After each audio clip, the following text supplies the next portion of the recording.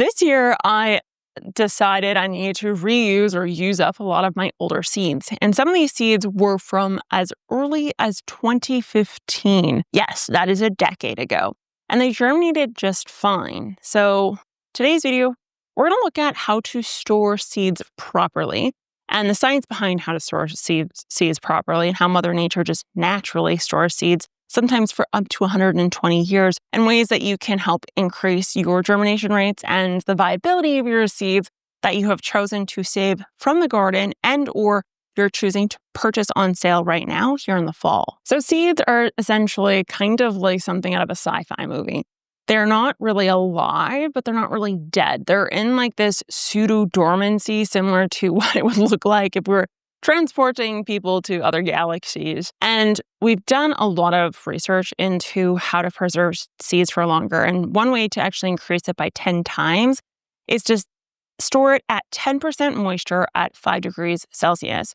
If you were to store these at 12% moisture and room temperature, the seeds have a much shorter lifespan, like 10 times less of a lifespan. So essentially, moisture, oxygen, and temperature are the 3 factors that speed up the death of the seed or can delay the death of the seed. So for every 1% that the moisture increases, the viability of the seed decreases. Ideal storage conditions are moisture under 40% and the temperature being under 10 degrees Celsius. And we want this to be relatively stable. We don't want wild fluctuations. So things like the basement floor or the garage or the greenhouse are probably the worst places to store these. Near a window or a closet that's getting beat on by the sun is another really poor place to store these. And therefore, things like refrigerators and freezers are the best place to store them. Interestingly enough, I have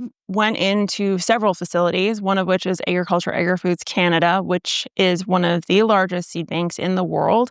It's not the one that's in the side of a mountain like the cool Swedes have, but it is one that's here in Saskatoon under like bomb-proof cement and you name it.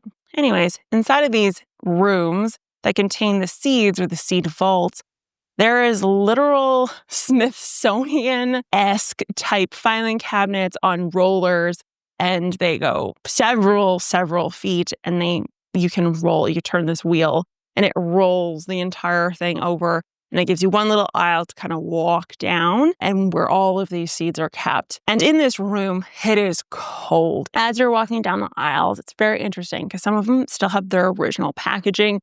One of which I did see was an Egyptian kind of thing, like a seed thing, but it had, I don't know, it was definitely old and it was definitely Egyptian looking. And I just saw it while I was walking by. I was like, what the heck is that? Anyways, just to put it in perspective, science and plant scientists have seeds that are very, very, very old. So I've seen it with my own eyes. I've seen the facilities in which they store these seeds. And there was even a really cool documentary that I watched that was based on a cheese plant.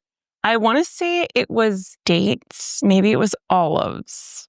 I can't quite remember. If I can figure out which one it is, I'll put it here. But anyways, they did find one from Jesus's time.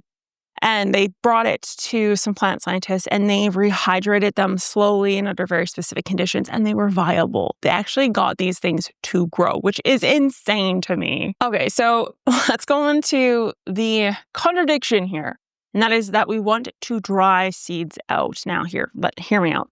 Seeds that are just stored on paper towel inside of a bag for next year, fine. But if we're talking seeds that we want to save for years to come, we actually want to dehydrate them slowly. And there are 2 types of seeds that you do this with. Number 1 is orthodox seeds. So these can be things like tomatoes, beans, lettuce, many flour. And what we want to do is we want to dry the seeds out as much as possible. And then we want to store them cooled. So we want to make sure that they're not stored inside of a Ziploc or a jar of any sort. Ideally, it'd be a paper envelope, something of that nature. Now, the opposite of that is recalcitrant. Jesus, Murphy. Recalcitrant seeds. And these do not like to be dried out. These can include things like acorns, chestnuts, many tropical plants. These ones you may actually want to store inside of a Ziploc with a paper towel or inside of a jar. Now, For most of us, we are talking orthodox seeds. And so therefore, we want to dry them out using things like silica gel. You can get that flour dehydrating sand looking stuff off of Amazon. You could use rice. All of these things will work to bring it down to that 8 to 10 degrees Celsius mark. And you could technically leave the envelope in these packages because it will then continue to keep that moisture level down. Okay, so you have several different options. We have fridge, freezer, and pantry to store these suckers in. We know that wherever we store them, the fluctuation of the temperature can't be too drastic. The USDA seed vaults and the Agriculture Agri-Foods Canada seed vault is somewhere around negative 18 degrees Celsius, and they are dried, very, very dried.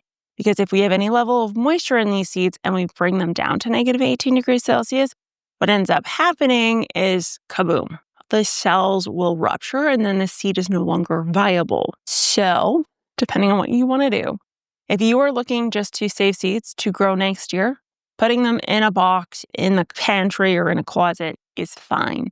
If we're looking for something that we're worried isn't going to store very well, we're not very confident in our seed saving skills, but we still want to grow them next year, then I would encourage you to put them into the fridge. If you are doomsday prepping, that means Nate, if you're watching this video, what you want to actually do is you want to dehydrate them, stick them in silica gel, and then gel like the or rice or whatever, put them inside of those little containers inside of if you're a doomsday Nate, if you're watching this, many Geek Crew people are doomsday preppers.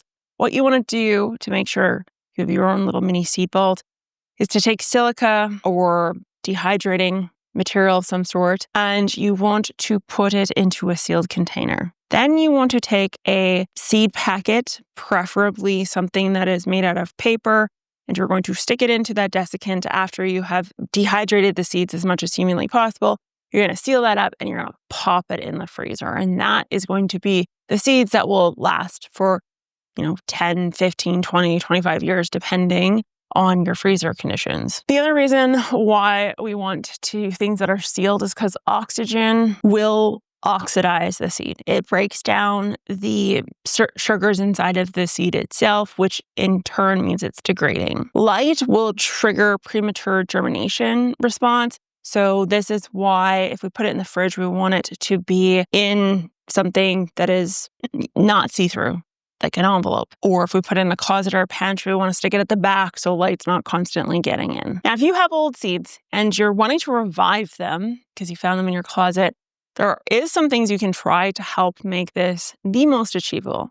First off is using 1% hydrogen peroxide. You want to soak your seeds for approximately 1 hour inside of this mix. From there, you could just plant them, or you can take it one step further. And that is osmopriming. So this means you have them in water or hydrogen peroxide for an hour. You're then going to move it into a kelp extract with water, and you're going to leave them in that mixture for 24 hours. That is completely optional.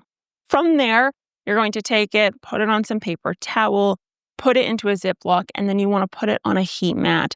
And you want to do this regardless of whether or not that plant normally needs a heat mat if we're concerned about its potential to germinate, because we don't want it to spend too much time in that embryo stage because we don't have much gas in the tank. So we need to pedal to the metal as quickly as possible to hopefully get to that gas station quick enough that things will then take off. We don't want a very slow growth into seedling. So Geek Crew, you have to let me know in the comments down below if you're into seed saving, if you're seed saving for doomsday, or if you're just seed saving for next year, or if you seed save because that's what your family does. There are some seeds that have been passed down for generations and generations. I'd love to know what the case is for you. And yes, we may be moving stuff inside now. It hasn't snowed, but the wind, oh my land, it is windy. Anyways, I will talk to you guys next time. Bye.